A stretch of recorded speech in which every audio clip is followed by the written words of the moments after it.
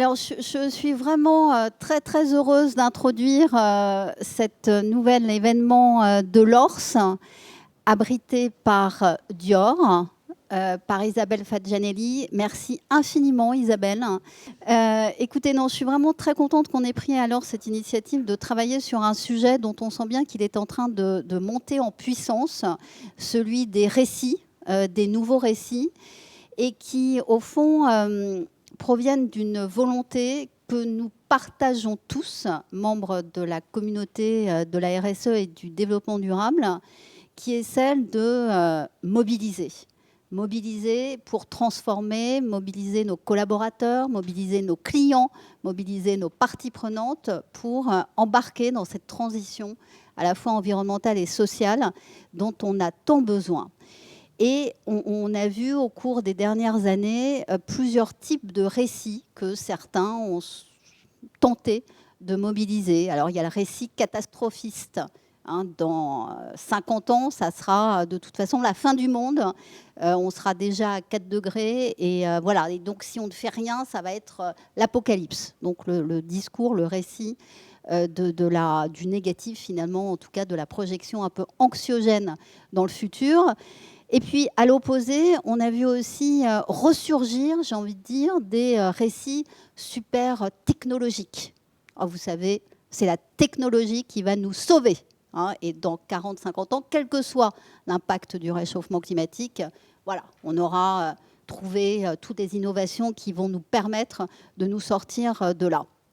Et je crois que ni l'un ni l'autre de ces scénarios ne fonctionne, parce qu'on ne peut pas dire qu'on a réussi, tous autant qu'on est, à mobiliser une société tout entière, qu'elle soit la société française, la société européenne ou bien la société à l'intérieur de nos entreprises. Et donc, progressivement, on voit cette volonté, cette tentation de construire d'autres types de récits. Alors, les entreprises ont essayé de se positionner comme des entreprises contributives aux enjeux de la société ou des entreprises régénératrices. Donc, on a vu surgir un vocabulaire très spécifique pour qualifier le rôle de l'entreprise dans cette transition. Et on voit que ce sont au fond des tentatives de créer autre chose pour embarquer. Voilà. Et donc, c'est ça qu'on a voulu travailler à l'Ors, c'est ces nouveaux récits. Ça veut dire quoi? Ça veut dire comment on se met en ordre de marche pour les construire. Et c'est de ça dont on va débattre maintenant. Donc, on a constitué à l'Ors une task force, on va dire ça comme ça pour reprendre le vocabulaire qu'on adore, grâce à Céline Soubrane qui a pris ce sujet à bras-le-corps et qui a autour d'elle rassemblé une vingtaine de personnes.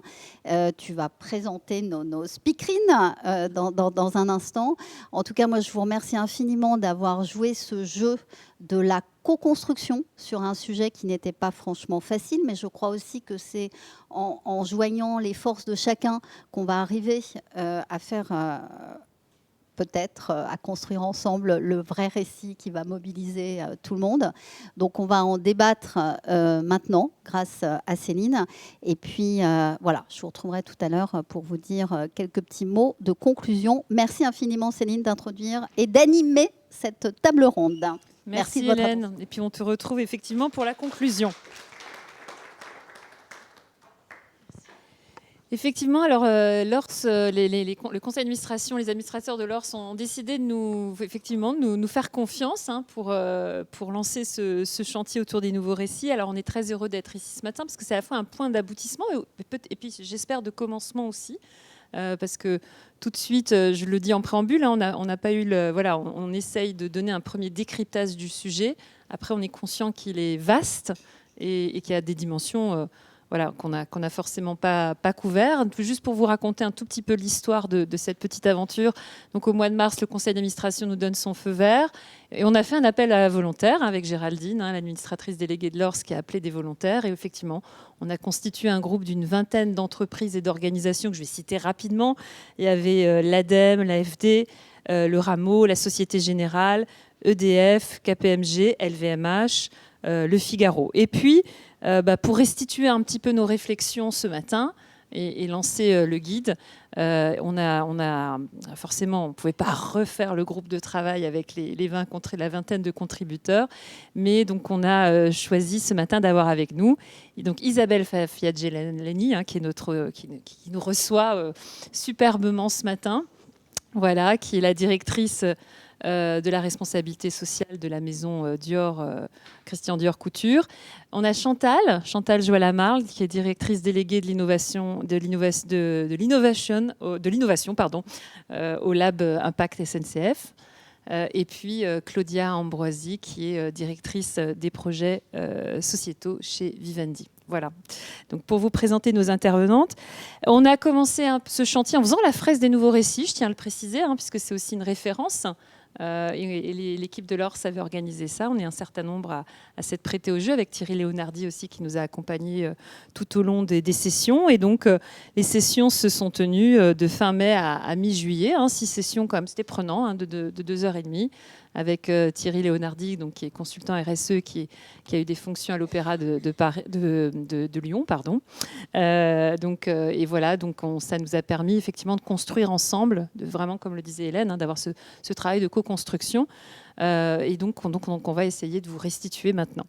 Alors, je vais d'abord me tourner vers toi, Chantal. Effectivement, tu es ingénieure de formation, tu es directrice déléguée à l'innovation au sein du groupe SNCF. A priori, sur le papier, ton intérêt potentiel sur le sujet des nouveaux récits n'était peut-être pas évident. En tout cas, il apparaît, si je force un peu le trait, il n'apparaît pas forcément de manière immédiate. Et pourtant, tu as immédiatement rejoint le groupe de travail. Quel intérêt tu portes dans ta fonction sur ce sujet des récits ? Alors, merci. Merci de me donner l'opportunité de participer à cette table ronde. En fait, oui, je suis ingénieure et je dirige une entité qui a pour vocation d'accélérer la mise en œuvre de la responsabilité sociétale des entreprises, et notamment en favorisant les changements de comportement, mais je suis aussi psychologue. Donc en fait, j'ai 2 bonnes raisons de m'intéresser à l'impact des récits, que ce soit un impact cognitif, émotionnel et comportemental. Donc j'étais ravie de participer à ce groupe de travail. Pour restituer un petit peu comment nous avons commencé, on s'est posé la question de qu'est-ce que sont les récits et comment est-ce qu'ils peuvent avoir un impact particulier. Alors les récits, la moindre des choses qu'on puisse dire, c'est qu'il n'y a pas une seule définition, mais si on veut résumer quelques définitions, on pourrait dire qu'un récit, ça se raconte. C'est-à-dire que le récit, il vient mettre en scène et relier, surtout au sein d'une histoire, des faits qui sont soit réels, soit imaginaires, mais en tout cas, il les relie dans une histoire qui fait sens. Et en faisant ça, en fait, il véhicule ce que j'appellerais en fait beaucoup de nutriments sociaux. Il vient véhiculer et transmettre des représentations, des normes, des éléments identitaires, culturels, qui peuvent être explicites ou implicites. C'est ça qu'on a vu dans tout ce qu'on a cherché et qu'on a échangé au sein de ces groupes de travail. Et ce faisant, il a un impact particulier. Alors, cet impact particulier des récits a été beaucoup documenté, il y a eu beaucoup de recherches dessus. En psychologie, on sait que les récits ont un impact particulier sur notre mémoire, voire qu'ils la structurent. En psychologie sociale, les recherches ont montré que écouter un récit chargé émotionnellement, c'est pas du tout anodin, c'est une expérience sociale, et qu'après coup, en fait, les individus vont avoir besoin ou envie de transmettre cette expérience sociale, et donc ils vont répéter le récit. Donc on voit l'impact qui se dessine. Il y a aussi toutes les sciences de la communication, de l'information, des médias dont on a beaucoup parlé au sein des groupes de travail, qui se sont beaucoup intéressés au récit. Et tous ces travaux montrent que finalement, quand on transmet l'information sous forme de récit, on a beaucoup plus d'impact en termes de rémanence sur les changements d'attitude et aussi sur les changements en termes de prise de décision. Ce qui est particulièrement intéressant pour nous. Notamment parce que quand on reçoit des messages sous forme de récit, eh bien, ça génère moins l'envie de contre-argumenter sur les informations qu'on reçoit. Donc tout ça va se propager et se partager de façon beaucoup plus rapide. Donc, vous voyez tous ces éléments-là, en plus d'autres éléments qu'on a creusés, comme l'identification. l'identification au personnage du récit, comme l'imaginaire, les imaginaires individuels et collectifs que les récits vont nous transmettre, les éléments émotionnels et puis cognitifs, c'est-à-dire un récit, ça intéresse, y compris pour des enjeux complexes, politiques. Et puis les récits, ils viennent relier des éléments, et quand les éléments sont reliés, ils sont beaucoup plus absorbables par nos cerveaux. Donc en fait, ce qu'on a vu au sein de ce groupe de travail, c'est que les récits ils prennent une place de choix dans les travaux et la littérature actuelle qui soutiennent les transformations solidaires et durables. Il y a les récits, les excellents travaux de l'ADEME, dont on a beaucoup débattu et qui ont inspiré aussi notre livre blanc et nos travaux. En littérature, je prendrai qu'un exemple. Il y a Nathanael Wallenhorst, alors lui, il est docteur en sciences de l'éducation, sciences environnementales, sciences politiques. Il écrit un livre qui s'appelle « Qui sauvera la planète ?» Dans ce livre, il est question que de récits. Il aurait pu l'appeler « Quels sont les récits qui ont sauvé la planète ?» comme l'a dit Hélène. Quels sont les récits qui vont nous mobiliser ou pas de façon durable autour des enjeux de l'Anthropocène. Donc nous, en tant qu'acteurs au jour le jour de la RSE, en voyant tout ça, on s'est dit que les récits avaient une place de choix dans notre boîte à outils RSE, qu'ils allaient nous aider à parler de nos enjeux complexes, des enjeux qui induisent des transformations qui coûtent parfois dans tous les sens du terme. Ils allaient nous aider à être plus opérants au niveau des changements d'attitude, des prises de décision, et moyennant qu'ils soient ancrés au niveau identitaire, culturel, dans quelque chose qui fait partie de nos entreprises. C'est-à-dire, comme on l'a vu ce matin aussi, on part d'un substrat identitaire collectif qui va favoriser l'identification. Et on part de ça, même si on veut faire bouger l'entreprise, on part de cette assise culturelle. Et on la transmet aussi avec émotion. Et avec une émotion qui soit authentique. Et on s'est beaucoup attaché, autour de cette authenticité, à signer aussi la différence entre le greenwashing et comment les entreprises qui veulent vraiment se transformer pouvaient utiliser les récits. Notre intervenante suivante avec Claudia, donc directrice des projets sociétaux de Vivendi, Claudia Ambrosi. Donc Vivendi, c'est la maison mère de Canal+ et Havas notamment, mais aussi de Gameloft, des jeux vidéo, de médias aussi d'information. Et effectivement, tu parlais, Isabelle, des métiers de la création. Je pense que d'ailleurs, c'est ce qui réunit vos deux industries, la création. On voit les similitudes. Et donc là, et forcément, avec Vivendi, on s'approche encore plus, on touche vraiment au cœur du sujet des récits. Et donc, Claudia, tu as beaucoup apporté dans ce groupe de travail, justement, sur les démarches qui sont mises en place. Et on va peut-être commencer par la publicité. Parce que je pense que dans la force des récits, la publicité joue un grand rôle, et un rôle important dans la diffusion des messages, et notamment finalement autour de la définition qu'on a voulu retenir tous ensemble du récit transformatif. Donc voilà, effectivement, est-ce que tu as identifié, toi, des pratiques emblématiques dans l'univers de la publicité qui portent des récits transformatifs ? Oui, clairement, de plus en plus, en réalité. Donc, d'une part, je suis très heureuse de participer à cette table ronde, d'avoir participé de manière générale au groupe de travail, parce que j'ai effectivement l'habitude de traiter cette question du récit par le prisme de secteurs comme la communication, le divertissement, qui, au-delà de voir le récit comme un outil de transformation, en fait, font des récits. C'est juste l'activité, le cœur, la nature même de ce que nous faisons au quotidien. Et donc, c'est vrai que cette question de l'impact, en fait, de ces récits sur la société, notamment sur les représentations, est un sujet de responsabilité finalement de notre secteur qui ne date pas d'aujourd'hui. Elle est présente depuis très longtemps. Et donc pour prendre la publicité par exemple, qui est effectivement un mode de fonctionnement un peu particulier, donc c'est très bien de commencer peut-être par la publicité.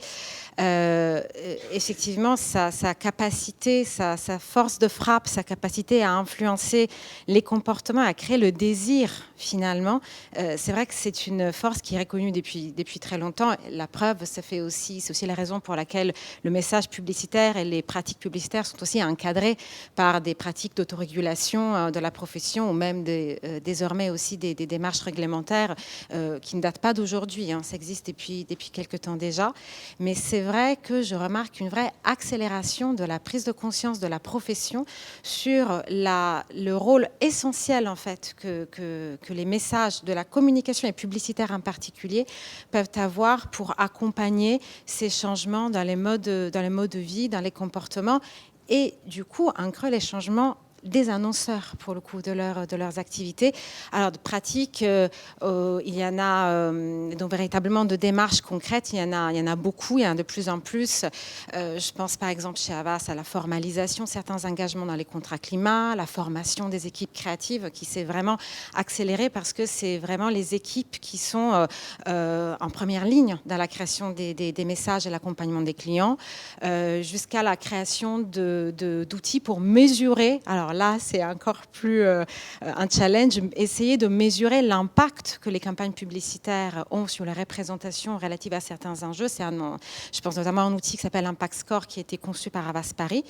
Après, au-delà des démarches, ce qu'on a beaucoup partagé en groupe de travail, je pense que ça peut être aussi intéressant à partager avec tout le monde ici, c'est aussi des exemples de récits finalement publicitaires qu'on commence à voir émerger, qui essayent d'aller dans un sens de, en fait, rendre, on dit beaucoup dans le secteur sexy, les modes de comportement plus compatibles avec les limites planétaires. J'aime beaucoup ce mot parce que ça dit vraiment cette notion de désir, de joie en fait, qui autant que possible devrait accompagner ce type de message pour générer une transformation.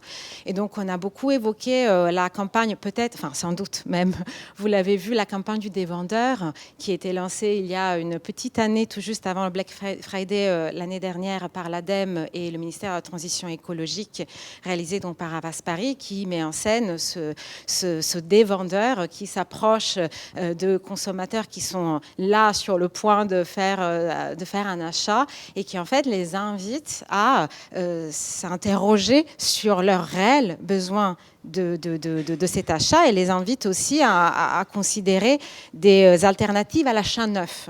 Et donc, je trouve que c'est une approche assez intéressante par rapport à ce que ça peut être un récit transformatif, dans la mesure où elle incite l'individu et le consommateur à reprendre la main sur son action et à interroger ses réflexes, ses habitudes de consommation pour définir elle-même en fait ses besoins et donc en creux aussi faire la promotion de ces modes de consommation qui sont aussi les économies de demain, l'économie circulaire, l'économie de la fonctionnalité, etc.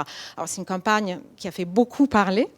Effectivement. Avec humour et sans culpabiliser, mais effectivement, voilà. Qui a lancé un vrai débat. Un vrai débat, et c'est vrai, tu fais bien de le souligner, c'est hyper intéressant que le registre de l'humour ait été utilisé aussi dans cette logique de, au final, proposer un imaginaire plus joyeux, plus sympathique, et aussi qui attire davantage l'attention, comme le disait Chantal. C'est aussi ça un peu le pouvoir du divertissement d'une certaine manière, c'est d'aider aussi à une mémorisation de certains messages grâce à cette implication plus émotionnelle.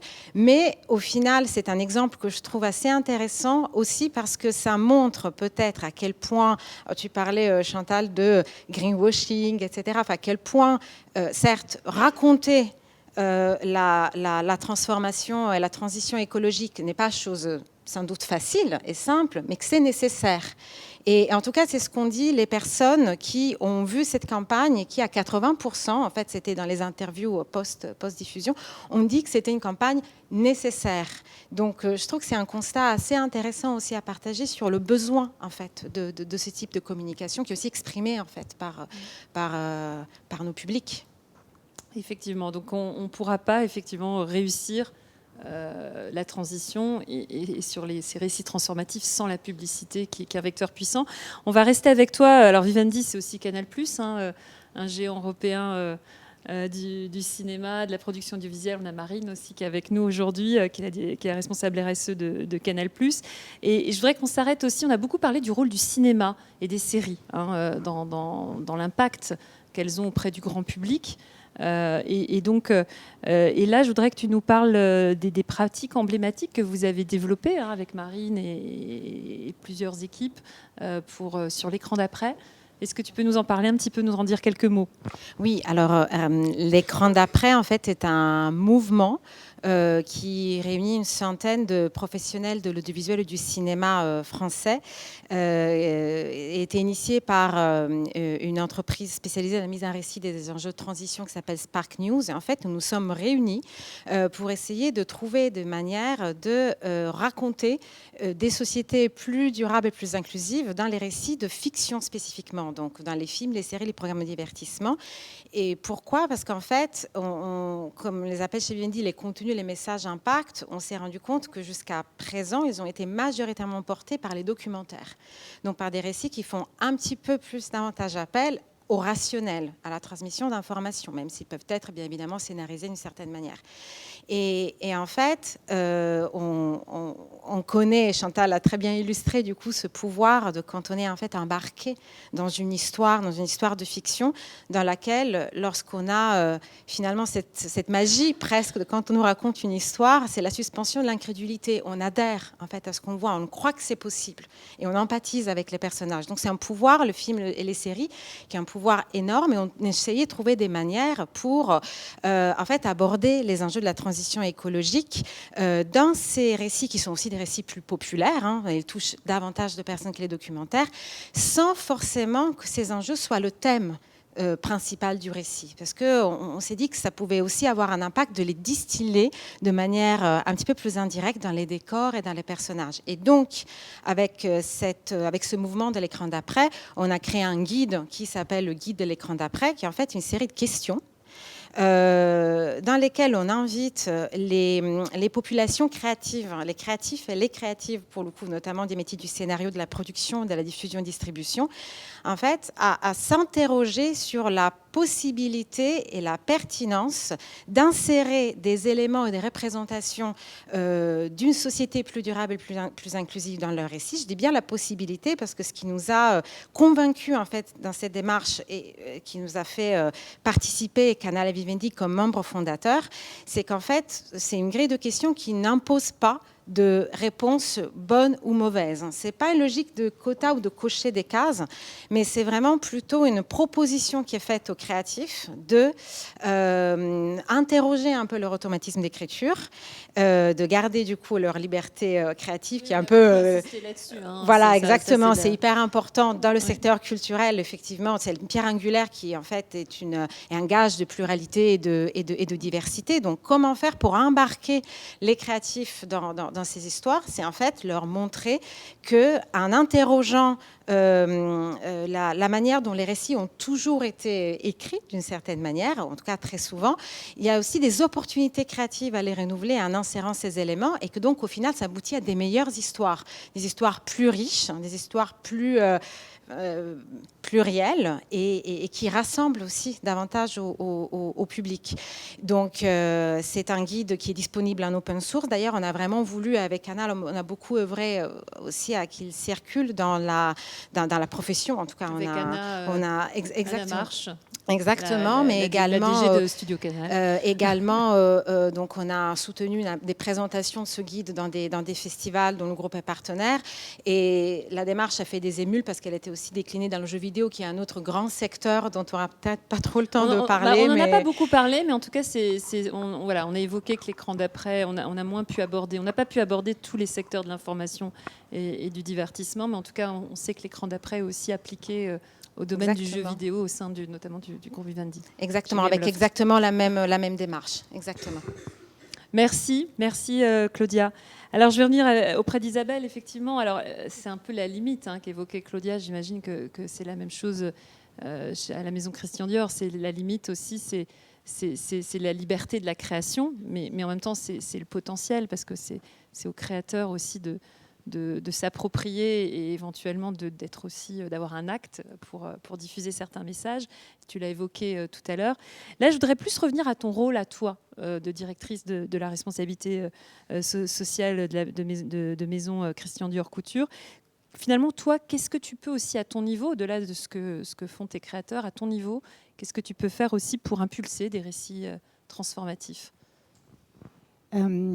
Alors, au-delà de moi, même si je prends ma responsabilité, bien sûr. Je pense que ce qui est intéressant, effectivement, c'est bien sûr le rôle du créatif, des créatifs, directeurs artistiques, réalisateurs, etc., extrêmement important dans nos industries. Donc quand on a la chance d'avoir effectivement des personnalités qui ont déjà cette envie d'avoir un récit porteur de sens, c'est super, c'est pas toujours le cas. Mais ça, de toute façon, il y a quand même un rôle de l'entreprise en tant que telle. C'est-à-dire au-delà des fonctions RSE, il y a quand même un vrai rôle du corporate, c'est-à-dire de la stratégie et du positionnement de l'entreprise ou groupe auquel on appartient, qui va décider aussi d'avoir dans ce qu'on appelle, alors chez nous on appelle ça la brand desirability, ça peut être l'EVP, l'Employee Value Proposition, enfin peu importe. En tout cas, il y a effectivement ce récit, il y a cette proposition qui est en fait un positionnement sociétal d'une entité privée dans un monde public, et de savoir à quel moment et jusqu'à quel point on veut ou pas faire partie d'un collectif en tant qu'entité juridique, privée, business, etc. Et donc ça, pour moi, ça dépasse aussi, ou en tout cas, ça n'est pas exempt de responsabilité, ou pas de tout mettre, entre guillemets, aussi sur soit nos créatifs, soit nos talents internes, en défaussant, entre guillemets, un peu la décision de prendre position en tant qu'entreprise. Et alors, en ce qui me concerne, en tout cas, c'est vrai qu'il y a quelque chose, il y a une histoire, en tout cas, que j'estime être de ma responsabilité de raconter, qui est l'importance de l'éducation. Donc, ça participe aussi de la raison pour laquelle on est ici, c'est-à-dire l'importance du récit. Le récit, c'est de la transmission, comme Chantal l'a dit, c'est de l'histoire. C'est une forme d'éducation, ou en tout cas de transmission de connaissances, d'éléments de connaissances. Et donc, dans une maison comme Dior, qui est une maison non seulement de mode, mais de haute couture, c'est effectivement dans notre ADN, parce que ce sont des métiers dans lesquels vous avez cette notion d'atelier, comme vous avez pu le voir. Donc, vous avez des chefs d'atelier, vous avez des apprentis, et donc tout n'est qu'affaire de transmission, tout n'est qu'affaire que de passation. C'est le passeur d'histoire, quelque part, de technique, de savoir-faire, mais aussi de savoir-être. C'est-à-dire qu'il y a aussi, au-delà du geste, il y a une sensibilité, une émotion, il y a toutes ces... Et ça raconte aussi un rapport à l'autre. Ça raconte un rapport au client, aux collègues, à être ancré, à cet ancrage un peu dans un collectif. Une très grande phrase pour vous dire qu'aujourd'hui, par exemple, à Maison Dior, nous avons un partenariat avec l'UNESCO qui, en fait, est à destination de jeunes femmes qui vise à promouvoir en fait l'autonomie et l'émancipation de ces jeunes femmes. Donc comment ça fonctionne? C'est un programme de mentorat et d'éducation qui fonctionne comme des promos en fait, scolaires, je dirais, comme dans des écoles. Donc chaque année, on sélectionne avec l'UNESCO environ 300 jeunes femmes dans le monde entier, qu'on va accompagner pendant une année. Quand je dis on, sont des personnes de chez Dior, donc des mentors, qui sont des femmes et des hommes d'ailleurs, qui vont accompagner ces jeunes femmes avec cette logique, je dirais, enfin cette approche de mentorat au sens vraiment d'accompagnement sur la capacité à oser, la confiance en soi, le rapport à l'argent, donc vraiment des choses autour de l'autonomisation. Et donc, c'est un programme qu'on veut vraiment continuer à développer parce que, à travers ça, effectivement, pour revenir au récit, il y a aussi une histoire qui se raconte qui est que cette entreprise croit en l'éducation, considère que c'est aussi son devoir envers les femmes qui font partie de notre histoire de participer à une autonomie qui n'est pas du tout acquise, on le sait très bien. On a vu encore ce qui s'est passé en Afghanistan récemment et en Iran. Voilà. Et donc, c'est aussi, je reviens à cette question aussi du récit transformateur parce que l'idée, c'est aussi, bien sûr, de créer cette alliance avec deux entités très fortes. Et je reviens également à cette notion de visibilité et d'impact. Des marques mondes, entre guillemets, comme on les appelle, comme l'UNESCO et Dior, n'ont pas les mêmes publics, pas forcément en tout cas, n'ont pas le même purpose initial. Et c'est justement tout ce qui fait la force de cette alliance et tout ce qui fait que ça construit un nouveau récit et une réconciliation d'une certaine manière qui, pour moi, change le rôle de l'entreprise, mais change aussi la portée de ce qu'on va faire. C'est vrai qu'on a beaucoup parlé du rôle aussi des partenariats et des parties prenantes, comment les intégrer. Et au contraire, c'est plus que les intégrer, c'est vraiment véritablement, ça fait partie de nos constats avec elles, ces parties prenantes ou à travers des partenariats, qu'on va pouvoir vraiment écrire des récits transformatifs. Pour pouvoir laisser du temps aux questions à la salle et donc préparer vos questions, je vais terminer moi avec une dernière question, tourner une dernière fois vers Chantal. Donc Chantal, effectivement, tu nous as bien posé le décor tout à l'heure. Tu nous as montré en quoi le récit finalement devait devenir un outil pour la fonction RSE, développement durable. Donc je voudrais que, pour finir, parce que je pense que dans les bonnes pratiques qu'on a observées, tu fais partie de celles qui sont sûrement les plus avancées, puisque tu as emmené ton équipe de direction générale dans la rédaction de nouveaux récits transformatifs. Donc je voudrais qu'on finisse avec toi sur cette pratique, comment tu l'as installée, et aussi comment tu gères, parce que ça on l'a peu abordé, mais je pense qu'on y est tous confrontés dans nos quotidiens. Comment si tu as abordé le hiatus qu'il y a forcément entre le récit un peu aspirationnel qu'on veut écrire et puis les réalités encore d'une entreprise qui n'a pas totalement fini sa mue ou totalement transformé son modèle d'affaires. Voilà, finir avec toi sur ces deux questions. Pour commencer sur la deuxième, je pense qu'on est tous dans des entreprises qui sont en cours de transformation et qu'on doit concilier des objectifs à court, moyen, long terme, et qu'un des enjeux des récits transformatifs qu'on met en œuvre, c'est de montrer qu'il n'y a pas du tout opposition entre des modèles d'affaires du futur et certaines bases, comme par exemple chez nous, le client, ou la satisfaction. Enfin, on voit que tout ça se concilie avec les enjeux qui sont les nôtres autour de la transition solidaire et durable. Alors, quand on est une entreprise qui veut se transformer, comment est-ce qu'on fait au jour le jour pour utiliser les récits ? D'une part, pour revenir sur l'éducation, eh bien, les récits ils ont toute leur place dans les dispositifs de sensibilisation et de formation. Et c'est très important parce qu'au sein de la société, quand on a quitté l'école, eh bien, l'entreprise, c'est quand même le lieu où on continue à apprendre le plus. Donc on a une responsabilité à ce niveau-là et les récits nous y aident, et notamment pour véhiculer des choses qui sont quand même pas simples, avec énormément de connaissances à relier. Et puis, en fait, on peut se saisir au jour le jour aussi, et très concrètement, de ces récits comme un outil managérial, un outil pour nos dirigeants, pour nos managers, les aider à incarner un ou plusieurs récits qui vont permettre de rendre compte de la systémie de tous les enjeux, mais sans noyer dans la complexité, qui vont permettre d'engager autour de l'urgence, mais sans décourager, sans faire peur, mais plutôt en véhiculant la fierté, la capacité d'agir ensemble, la capacité du collectif, de l'entreprise. Et ça veut dire travailler cette capacité d'incarner et aussi construire des récits transformatifs avec et pour nos dirigeants. Et puis, il y a autre chose, comme tu l'as dit, que nous avons travaillé, Céline, c'est le pouvoir de créer des récits. Alors, ce pouvoir de créer des récits, ça, c'est pareil, il n'est pas nouveau du tout. Et si on regarde, la capacité à créer des récits autobiographiques est à la base de beaucoup de méthodes thérapeutiques.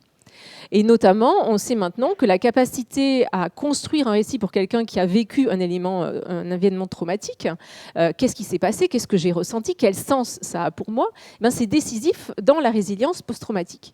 Donc, partant de là, en fait, la capacité à créer des récits transformatifs, en soi, peut être transformante.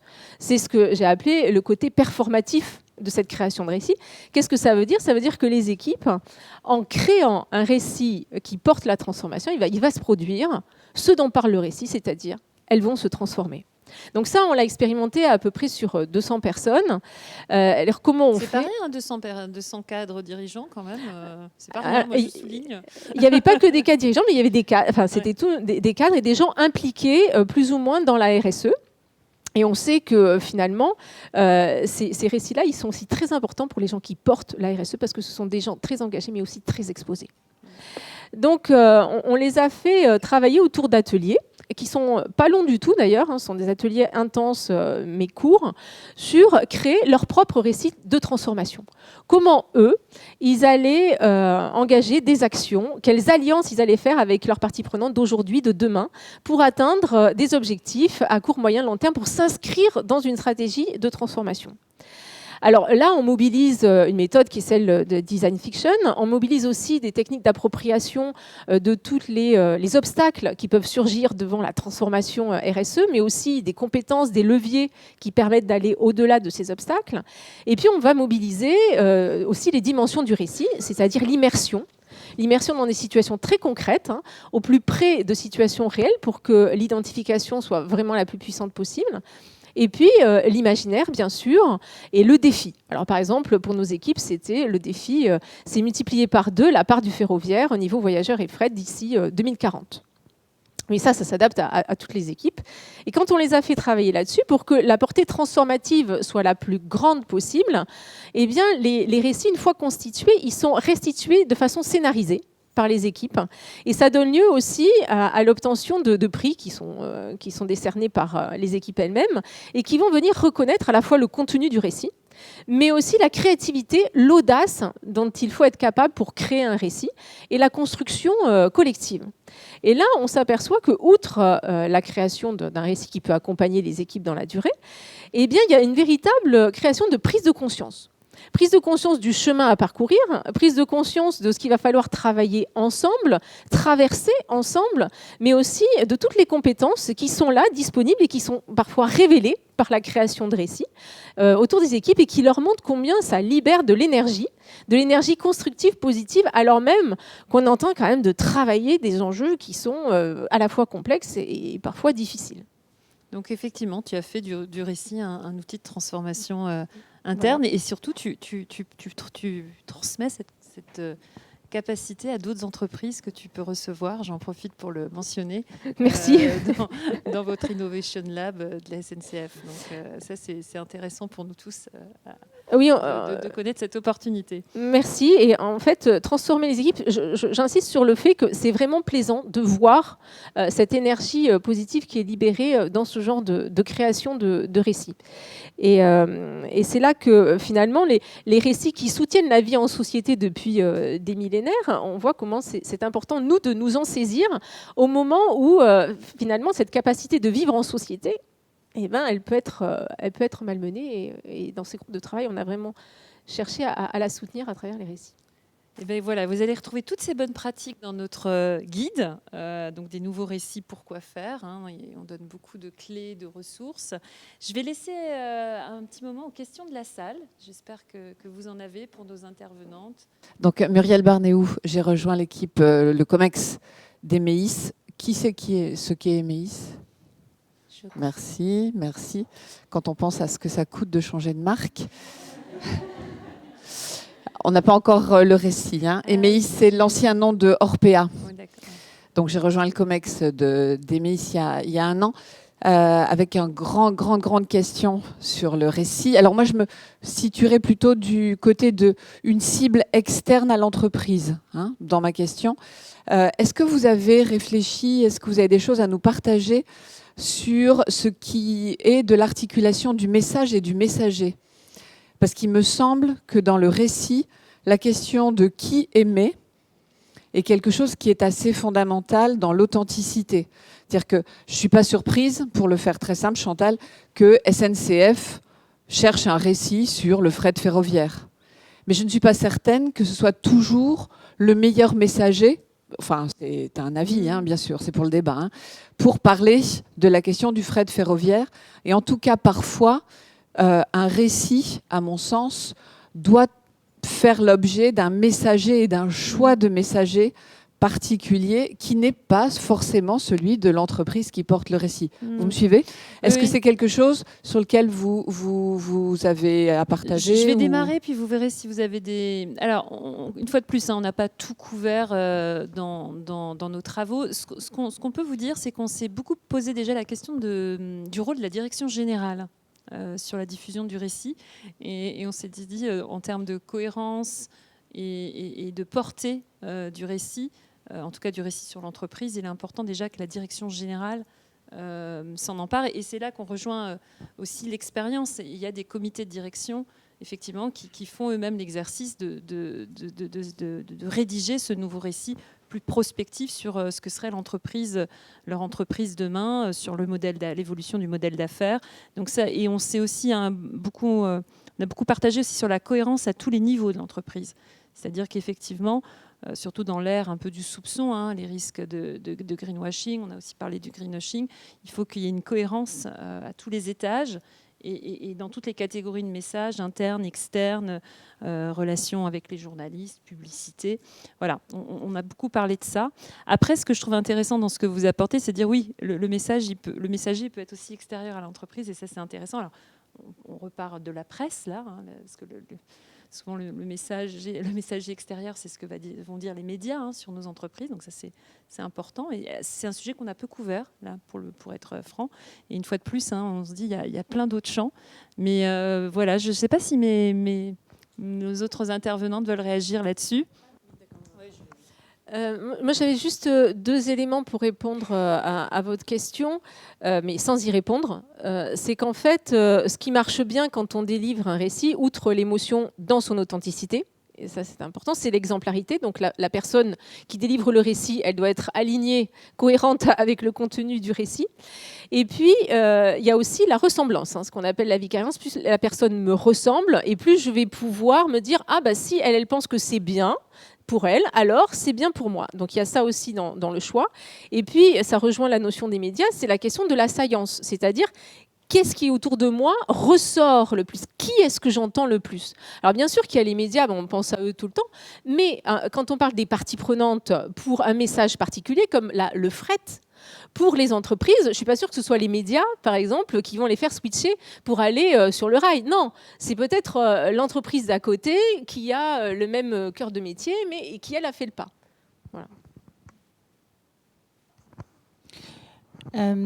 Oui, alors moi, je rejoins ce point des vecteurs d'influence, enfin des vecteurs du message. Il y a la question du messager, ça c'est effectivement une chose. Après, il y a l'écosystème aussi qui va permettre de diffuser le message, qui est aussi alors partie prenante, partenariat, enfin peu importe. Mais en tout cas, effectivement, il y a un vrai enjeu sur l'écosystème qu'on met en place au moment où on veut diffuser un message.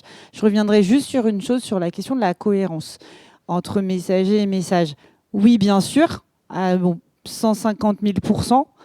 Maintenant, moi, en tout cas, alors ça ne concerne que moi, pas ma maison ou pas mon entreprise, mais je trouve qu'on est quand même dans un monde en transformation. On travaille sur des sujets de transformation. Je pense qu'il faut aussi... un messager peut aussi être un messager en transformation. Ça ne veut pas forcément dire qu'il y a de l'incohérence, ça ne veut pas forcément dire qu'il y a de l'hypocrisie ou un manque d'authenticité. Je pense que c'est même important pour le débat collectif et l'avancée aussi et la transformation de la société de nous tous, que les messagers ne s'empêchent pas de l'être s'ils sont en transformation, voyez, et qu'on ne se retrouve pas avec une forme de dictature de la cohérence, je dirais, d'une certaine manière, qui empêche aussi des prises de parole qui, au final, sont des freins à la transformation dont on va tous pâtir, en fait. Pour aller complètement dans ton sens, Isabelle, il y a un chiffre que je voudrais peut-être vous partager. C'est une étude de l'Agence Verte qui a été partagée il y a un petit mois à peu près, selon laquelle, qui a mesuré que 66% des professionnels de la RSE pensent qu'il serait opportun et utile que leur entreprise communique davantage sur les actions RSE, mais que l'entreprise ne le fait pas de crainte d'un retour de bâton, justement.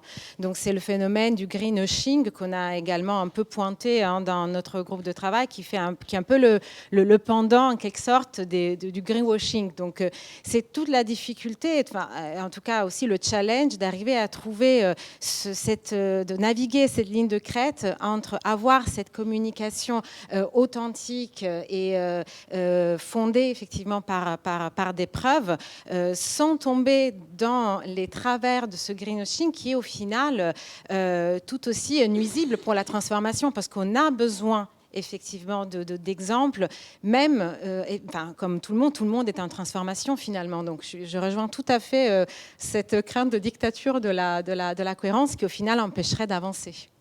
Je suis très sensible à ce que vous venez de dire parce qu'effectivement, moi je suis dans le secteur bancaire, HSBC, on est effectivement dans la transformation, on se transforme vraiment de manière réglementaire, mais depuis quelques années, on ne veut plus prendre la parole parce qu'on est forcément vu comme des grands méchants loups qui finançons encore et le pétrole et le charbon, etc. comment on fait tourner ça? Parce qu'effectivement, nous, on est totalement sclérosés ou paralysés par cette peur, en fait, de se faire encore plus montrer du doigt. C'est vrai qu'on en a beaucoup parlé dans nos groupes de travail. Et je pense que c'est aussi un peu ce qui a motivé notre envie de travailler sur les récits, c'est qu'il y a aujourd'hui une liaison dangereuse entre la communication et la RSE. Et on en arrive tous des fois à ne plus vouloir communiquer sur nos progrès, alors qu'on a besoin, on a beaucoup évoqué ça, c'est-à-dire qu'à force de se taire en externe, parce qu'on pourrait se dire, faites votre transformation, n'en parlez pas en interne, mais le problème c'est que si on ne communique pas quand même sur nos progrès en externe, même s'ils ne sont pas encore toujours à la mesure de l'urgence et de la nécessité, ça n'envoie pas non plus les bons messages en interne. Nos collaborateurs ont besoin aussi qu'on communique sur nos progrès en externe, aussi modeste soit-il, pour continuer à mobiliser et à aller plus loin. Donc c'est vrai que c'est un cercle vertueux. Après, bien sûr, je pense qu'on rentre aussi dans l'ère de la maturité. Il y a sûrement eu des excès par le passé sur certaines communications qui étaient trop extrême par rapport à la réalité de la transformation de l'entreprise. On rentre dans l'ère de la maturité, mais effectivement, il faut qu'on trouve comme l'a dit Claudia, cette ligne de crête. J'y vois deux écueils, en fait. Alors, une fois, j'avais un client qui m'avait dit, c'est important que vous preniez la parole quand même, parce qu'en petit comité, on raconte quand même ce qu'on fait, en disant qu'effectivement, il y avait cette notion d'exemplarité et qu'en tant que grande entité, on pouvait effectivement montrer le chemin.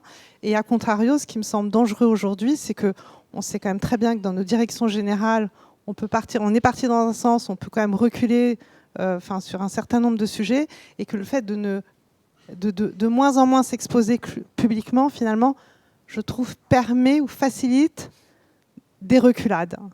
Voilà. Oui, là, c'est joli parce que ça retombe sur le côté performatif des récits transformants. C'est-à-dire, une fois qu'on les a édictés, quelque part, ça y est, la transformation, elle est en route, quoi. Donc ça, c'est un côté un peu magique qui peut nous aider. On a beaucoup parlé d'humilité aussi dans ce groupe de travail, c'est-à-dire qu'on n'est pas... la transformation, c'est pas la perfection, hein, et l'authenticité, c'est pas la perfection non plus. La réflexivité, la capacité de raconter, et là, on en revient au récit, un chemin de transformation, là où on en est, là où on veut aller, les difficultés qui sont les nôtres et les limites, parce qu'en fait, on n'aime pas beaucoup les limites dans l'esprit humain, mais quand même, on se rend compte que c'est structurant et que c'est surtout nécessaire. Reconnaître ces limites, c'est peut-être la façon de déverrouiller certaines embûches. Et puis, comme on n'est pas dans le monde des bisounours, je pense que si les entreprises sont aussi frisquettes pour délivrer des messages, c'est parce qu'en fait, il y a aussi parfois de la malveillance qui peut revenir, et certaines personnes ou institutions peuvent traquer, finalement, se servir. Et là, on est dans quelque chose qui est plus de la manipulation que de l'authenticité ou du nouveau récit.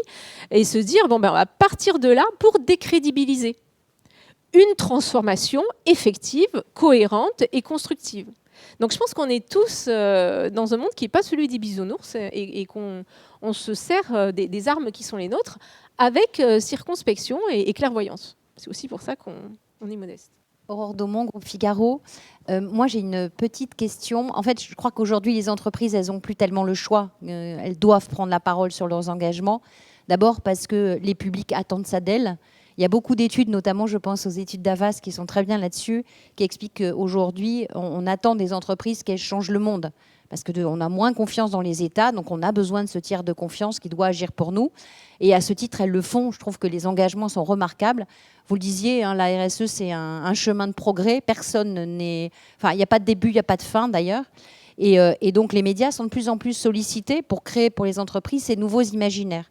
Et moi, ce qui m'intéresserait d'avoir comme point de vue de votre part, c'est comment est-ce que vous voyez, parce que moi, c'est ce que j'observe, et on en parle souvent avec Hélène, cette intersection entre les directions de la communication qui jusqu'à présent lead l'image des entreprises et donc leur imaginaire, et la direction des départements RSE qui, eux, en fait, sont maintenant aux premières loges pour parler de l'entreprise, de ses actions, de ce discours de preuve qui, quelquefois, fait défaut. Donc, est-ce que vous voyez des choses qui se passent aujourd'hui dans les entreprises sur ce rapprochement de construction de nouveaux récits pour un public qui est de plus en plus en attente de tout ça? Alors, c'était, Aurore, tu l'as devancé, le premier point de ma conclusion, parce que je pense que le sujet qu'on a traité ce matin, qui au fond renvoie à cette nécessité, si on est bien dans une perspective de transition, que les fonctions RSE se dotent de ce nouveau travail de production de récits. Ce faisant, ça pose la question, et tu as entièrement raison, de la relation entre communication marketing d'une part et fonction RSE d'autre part. Et c'est une des annonces que je souhaite faire. Vous savez qu'on a positionné l'ORS comme cet organe de dialogue entre les fonctions. Et il faut, et on va s'y employer en 2025, que l'on construise nous-mêmes un dialogue d'un nouveau genre entre fonction communication marketing et fonction RSE de l'autre. C'est vraiment l'ADN de l'ORS. Et moi, je suis très frappée par le fait qu'en effet, cette nécessité de récit transformatif veut dire au fond que l'on s'engage dans quelque chose qui, par définition, n'est pas parfait, qui, par définition, est un chemin, qui, par définition, donne l'envie du chemin, mais n'assure pas la réussite de ce chemin. C'est comme ça, cette affaire de mettre en lien un certain nombre de choses et de désigner une direction. Et ça n'est pas toujours les codes des directions de la communication, j'entends au sens corporate du terme, qui, et c'est normal, c'est leur histoire, ont l'habitude de communiquer sur l'excellence. De communiquer un produit fini, si je puis dire, quel que soit le secteur considéré. C'est-à-dire, il faut que ça soit parfait. Autrement dit, la mise en scène à la fois de la complexité et la mise en scène de quelque chose qui est en progrès n'est pas dans les codes de la communication classique. Bon. Et donc, moi, c'est ça que je vois aussi, et merci infiniment, parce que au sein de ces groupes de travail, tout ce que vous avez dit ce matin est extrêmement inspirant, mais me fait vraiment réatterrir sur, en effet, cette marotte que j'ai depuis quelques temps, et ça y est, on va le faire, qu'il faut construire un dialogue d'un nouveau genre entre ces types de fonctions, parce qu'autrement, on n'y arrivera pas. Y compris, et d'ailleurs je mets le marketing dans la communication, marketing, communication d'une part et RSE, développement durable de l'autre. Voilà, donc on va s'employer à cela, Aurore, et si tu veux bien nous suivre là-dessus, ça sera avec un grand bonheur. Je continue sur les conclusions. Ah oui, mais pardon. Alors, bon, ça c'était vraiment mon premier point. Ce qui veut dire qu'il y a du travail supplémentaire encore pour les fonctions RSE, mais je pense qu'on a besoin de ça pour accélérer la transformation dont on a au fond la responsabilité. Bon. La deuxième chose que vous avez dite, c'est toutes ces recommandations que je vous brosse rapidement, vous allez les trouver dans ce livret.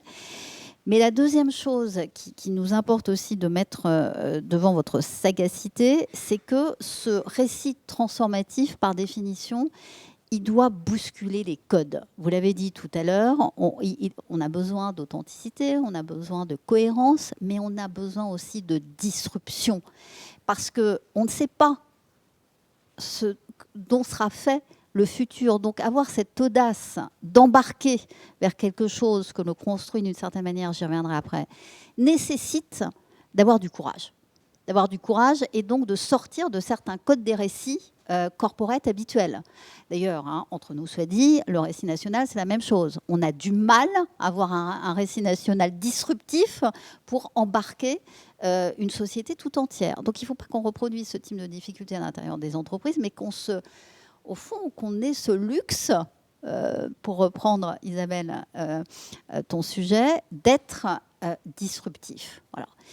Et pour autant, et c'est mon troisième point, il faut que l'on fasse en effet attention à cette dissonance potentielle entre, et c'est toute l'histoire que tu racontais à HSBC, entre le rêve désirable, futur désirable que l'on construit pour embarquer la transition et la réalité à un moment donné de l'entreprise. Bon, qui crée ces dissonances dont vous avez parlé, c'est-à-dire soit attaque sur le greenwashing, soit attaque sur le silence, parce que finalement on est tellement terrorisé qu'on ne dit plus rien. Donc cette dissonance, elle peut exister, donc il faut la prendre à bras-le-corps, enfin, il faut la considérer. Et je pense que pour la dépasser, il y a 2 recettes, peut-être, qui, moi, me paraissent absolument essentielles. La première, c'est en effet la co-construction. Et c'est toute l'histoire, me semble-t-il, de la SNCF qui est extrêmement intéressante.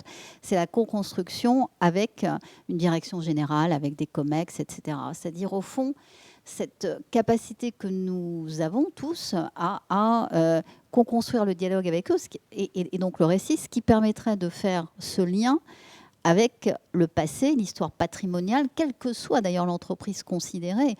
Le récit désirable sur le futur doit s'ancrer dans le passé, les valeurs, l'histoire, le patrimoine de l'entreprise. Donc évidemment, ça se co-construit avec une direction générale, avec un COMEX, avec un conseil d'administration, pourquoi pas. Bon. Et puis deuxième parade pour dépasser cette dissonance, me semble-t-il également, et là on retombe sur les fondamentaux de ce qu'est notre fonction, c'est la consultation, le dialogue avec nos parties prenantes internes et externes. Comment peut-on imaginer aujourd'hui un récit transformatif sans que nous allions interroger un certain nombre de personnes pour ensuite dépasser évidemment les points de vue externes ou internes. Mais je pense que tout part aussi de l'écoute et du dialogue, des attentes, des envies des publics qui sont ceux de l'entreprise. Voilà, donc vous retrouverez, je vous le dis rapidement, mais merci infiniment d'avoir rédigé tout ça dans ce guide. Merci à Thierry Leonardi de nous avoir aidés fortement dans ce travail. Je trouve que le sujet est absolument passionnant. Je trouve qu'il va chercher l'émotion, sans oublier évidemment qu'on a besoin de rationnel, mais c'est une alchimie dont on a besoin, d'aller s'adresser au cœur des gens pour leur donner du sens et pas simplement sur le côté rationnel. Donc c'est ce mélange-là qui n'est pas simple et qui est le sel, au fond, de ce qu'est un récit. Mais je suis convaincue, et c'est pour ça qu'on a mis autant d'énergie là-dessus, qu'on a besoin d'une nouvelle projection dans le futur. Vous savez, à la fin des années, à la fin du siècle précédent, dans les ouvrages de prospective, on se disait que l'an 2000, ça allait être la barrière après laquelle il y aurait des voitures volantes dans le ciel. Enfin, il y avait tout un imaginaire de science-fiction, mais qui était, voilà, c'était 2000.